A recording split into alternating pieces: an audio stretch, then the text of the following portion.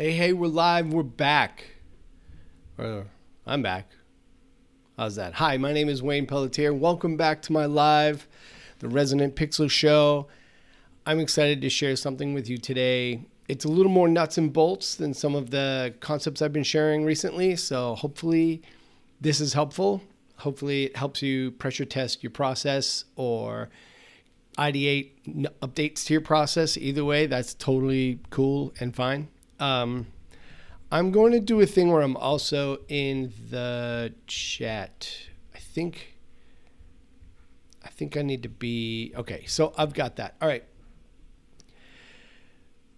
If you've watched any of my videos, you know I have a productized web design service where I sell Squarespace web design, leveraging my experience and expertise to small businesses at a subscription and not a lump sum fee. And the process that I use to go through that I'm not going to go through the whole process today, but the first phase in that process is called build up. And I'm going to share my screen, not build up, power up. I don't even remember it.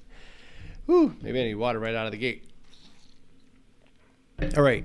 The power up segment, there's power up, build up, and glow up. And those three phases each have 3 steps inside of them. Inside of Power Up, there are the define outcome, which is what I'm going to go through today. It's sort of the onboarding, the entire Power Up, I suppose. Maybe I'll have time to go through the whole thing. So the define outcome, layout style board, and create the pages. It's probably too much to go through in one live video. But I'm going to share my screen right now. I ideate and manage sort of the master thought, the master idea of my process in a brainstorming app called MindNode. I don't have an affiliate link for you. Maybe there's one. You can go to the App Store for the Mac or the iOS devices and find MindNode next. MindNode next. That's hard to say fast. It's pretty great because it's so fast and it automates brainstorming and brain trees. So here, let me share this with you. This is the master document, the whole honking process. I know it's a lot to go through, but the credibility playbook in here consists of these 3 phases: power up, build up, and glow up. Inside of Power Up, the first step is define outcome. And the name is just I know define outcomes were weird. Maybe you'd think, define the outcome or define an outcome. But define outcome, I just wanted 2 words, a definition word and a benefit word. And that comes from a course that I took last year. And I think it works. So this onboarding phase, then there's the spin up phase. I'm not going to get in. I don't think I'm going to get into laying up the style board. I'll do that in an upcoming video. So onboarding, you're like, oh, that's no big deal. I've done that 600 times. Yeah, maybe. But this is how I do onboarding. First, there's a series of welcome emails to get them dialed in, to help set expectations, and you can see, and copies in here. And let them know who to invite to a kickoff call. I want to have a conversation. I want them thinking about who all the stakeholders are. Look, sometimes you're dealing with a solopreneur. You've got the whole team on one call, one person, and that's really productive. Other times it's fuzzier than that. So it's really great to get them thinking about who all the stakeholders are so that we can be as productive on this call as possible. Now, I send them the get started checklist. I was just asking the questions. I've just started sending it out again. I used to do it and nobody filled it out, the get started checklist, which is basically like a creative document, creative brief document. Clients rarely take the time to fill it out. So if they don't, it's fine. I just ask the questions on the call. This isn't rocket surgery. Excuse me. So set the expectations with an email, process like there's a welcome video for the walkthrough, and it shows up later on their Trello board. But excuse me, the process for the walkthrough video, or the walkthrough video shows them the process of exactly how things will work. And then there's a glossary of terms, which, oh geez, I kind of stopped emailing that and I put it in the Trello board. So I'm going to just do that.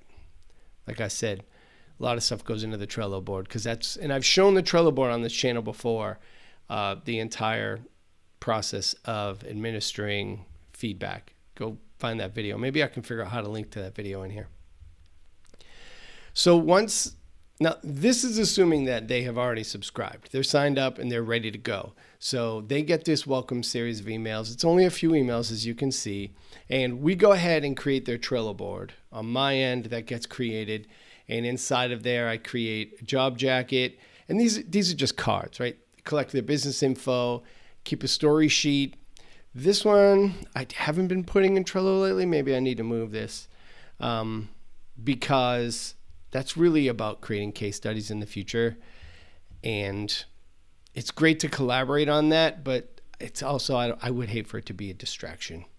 So I haven't always put it in the Trello board, but the creative brief, like I mentioned, if they haven't already completed it, I just ask the questions. And this is what I want to know with the creative brief. I'm not going to walk through some dry creative brief document here, but I want to know who their best customer is. I want to know what the customer journey looks like. And I want a list of competitors, right or wrong. I know sometimes that's fuzzy, but I want a list of businesses or websites that they feel either inspire them or they feel competitive against, or like creatively or in their industry. Either way, that's fine. And then I want to collect their brand assets and collect all their content assets. And content assets isn't always a given. Some people, they'll just send you their logo and that's fine. They're probably going to email it anyway. Content assets are usually, if it's not already on the website, like if it's on their old outgoing website, I can get that. But oftentimes, one of the reasons why they're getting a new website would be that the old one's not telling the story, or they want new pages, or they have new team members, or whatever the new content is. We want to collect that. And even if they don't send it from the get, that's okay. We'll just add it to the Trello board whenever we get it. But I want them thinking about it. So it's important to ask this up front. And the glossary of terms, sometimes it's Squarespace specific. It can be specific to any one platform, I suppose. But sometimes we throw out acronyms. We just get into industry jargon. Like, not everybody might know what SEO means. They probably know what SEO means. But that's an illustration of an acronym or a term that they may not understand. When we say migration, we're going to migrate your content from one platform to the other. They know what birds do. They generally get migration, but they may not know what that process looks like. So glossary of terms, it's not a real big deal. You could draft that if you don't have one in, ChatGPT or Claude or something in 5 minutes, and that includes some time to edit it. Now, the next thing I want to do on this kickoff call is collect third-party connections. It's rare they have this ready on this call. If they do, boy, is it nice to have that out front, because these are the things that slow a project down when you think you're ready to launch. All right, let's go. We're going to update the DNS, and it takes them a week to find the DNS access, or the records to invite you to the GoDaddy account or whatever it is.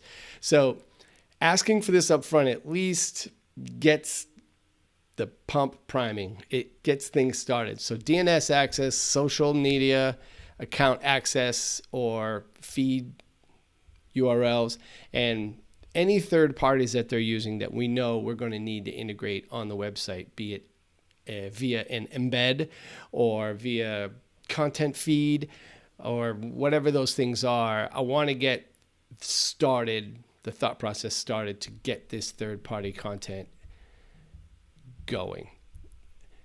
99% of the time, this is all follow-up. They just don't have it at the ready, at the kickoff, that's fine. Like I said, this is about getting the ball rolling. And then we want to customize the schedule. I keep a schedule template. It's pretty loose.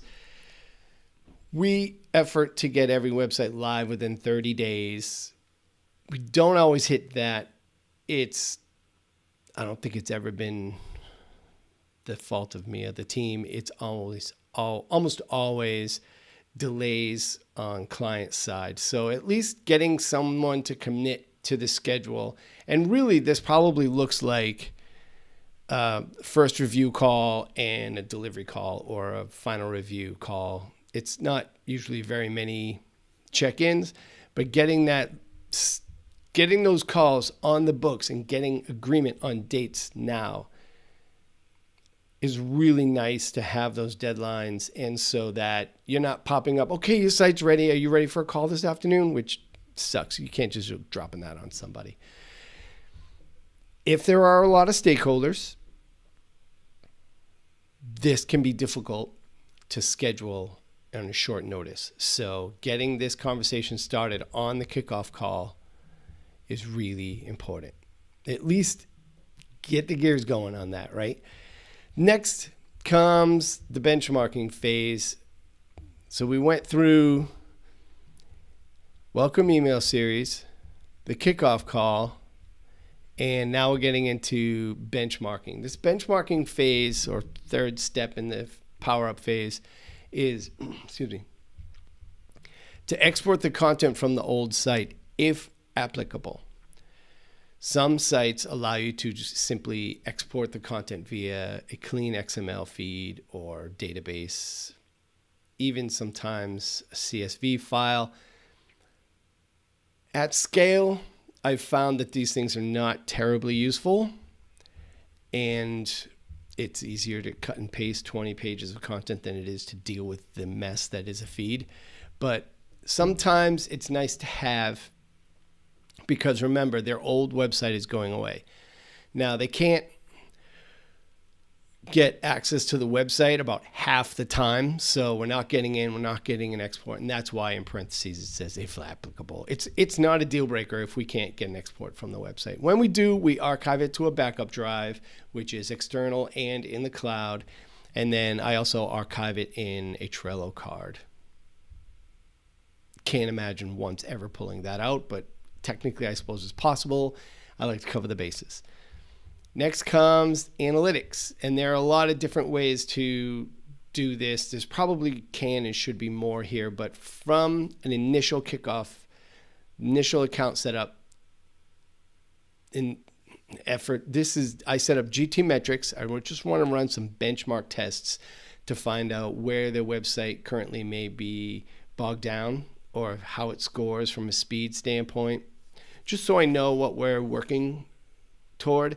And once in a while, not always, usually it's 6 of one, half dozen of another, but once in a while it does happen where the website is loaded with JavaScript, like maybe they've got Divi and 600 plugins and it's just bogged down a little bit, or big huge images that weren't well optimized.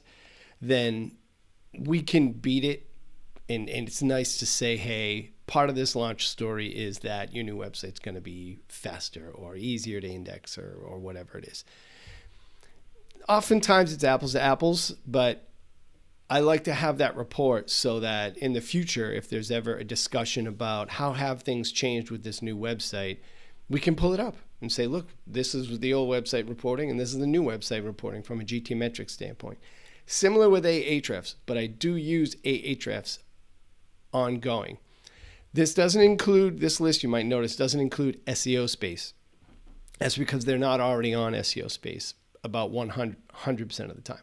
In the future, that may not be the case, but for right now, I add Ahrefs if we can get into the website.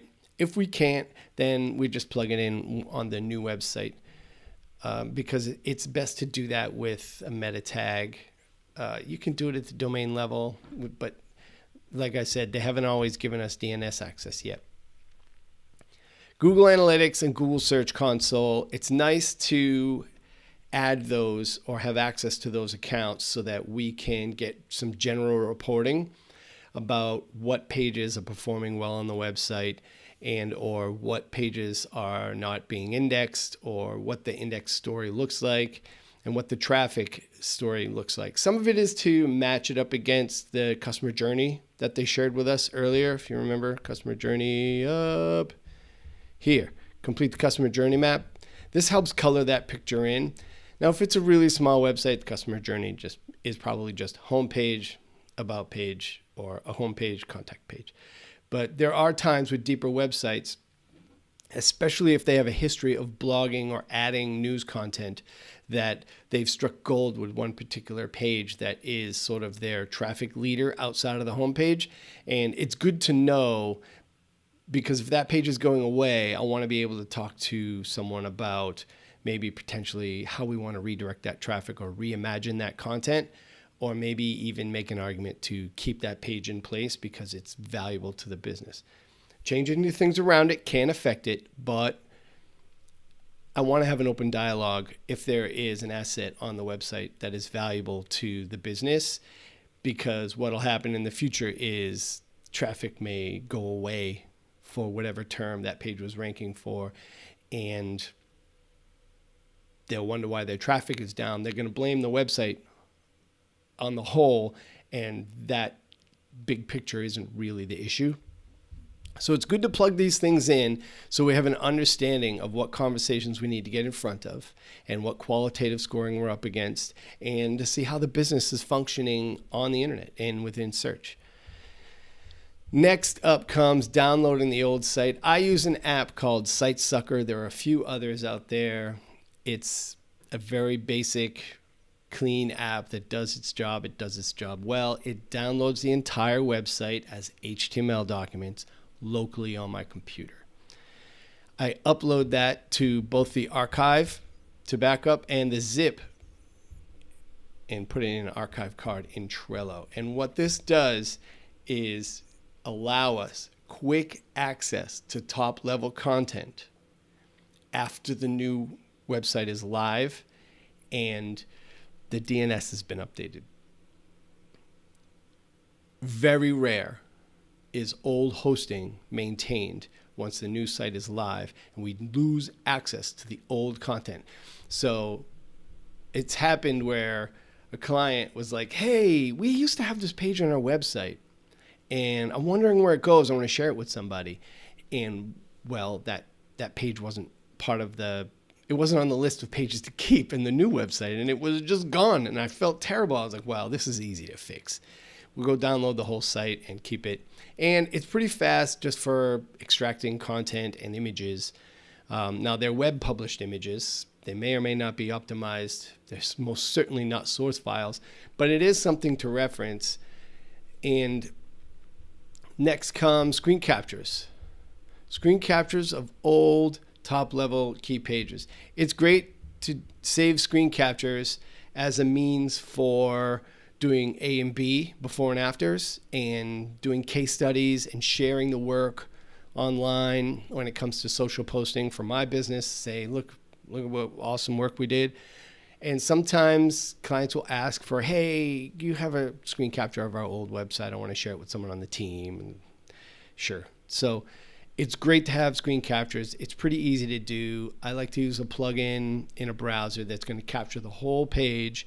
The only time that's problematic is when they're doing a lot of AJAX loading for images or content, or there's motion or some sort of scrolling activity that happens if that moves content around. If that's the case, we're going to have to do several screen captures and build that in a graphics app. You can do it in Photoshop, Illustrator, Canva, Figma, Sketch, any app really. But it's a little more laborious in that case, but we're only talking about a few pages and probably 15 minutes of work. It's not that big a deal. But a plugin in the browser, Chrome, Safari, or whatever, that will grab the entire page is helpful and saves a lot of time. Caveats of content movement notwithstanding. So this is, I don't know why it's running so slow all of a sudden. Zoom out. This is the define the outcome phase. And the last step here, define outcome, spin up. Next, kickoff call's done. We've gathered all of the benchmarking content, information, and feeds and whatever. So next we do this spin up phase. And the spin up phase is, first, we create the Squarespace account. And I choose a blank theme all the time.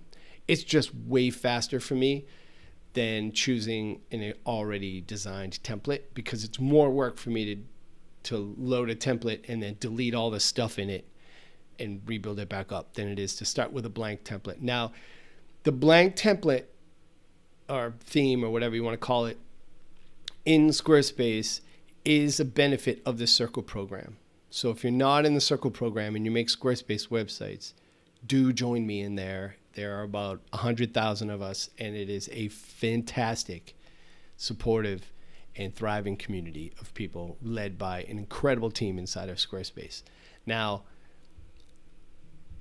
I do have plans to develop my own custom starter template, because there are things that I do inside of that Squarespace account that help me cover up all the styles. Like, I have this page that I build, and then there's a notes section, and there's a couple of things that we do that show all of the different content types or leave notes for clients. And I want to spin that up into a starter template that's just exclusive for my projects.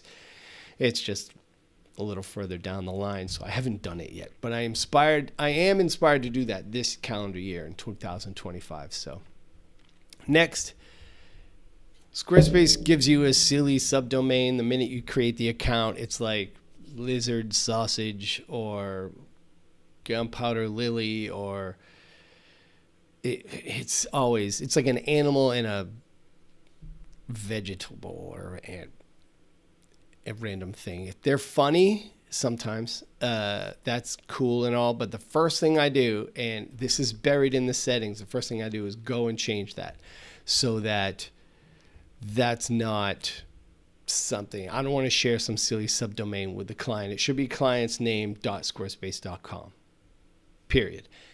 I wish they asked that when we were creating the account, or they took the website name, because you do add the website name. I wish they would just create a subdomain from that website name. Maybe I should put that in as a feature request. Thoughts? Next, I invite the team, and then I add logos to the asset library, add their favicons. Remember, you get dark theme and light theme favicons now, so that is plural. There are 2 favicons. And then set the lock screen style. Almost always, the website is, before the account is paid for, it's a private website, and you can set it to be password protected. I really like that for client review. The review process, I'm not going into that here in depth today, but I've been using an app called Markup and .io, I think it's called, and it's great for overlaying comments on the design. I'm doing this with my hands, and setting the lock screen with their logo and their brand colors. It's an easy thing to do. It adds a little bit of polish to it, and it makes it feel like this was just more intentional than some gray with a gray lock and a white box that you put in the password. I don't have a strategy for picking the password. It's usually something cute or brand related. But anyway, look, this is define the outcome. Like I said, I went through the onboarding, which included the welcome email series.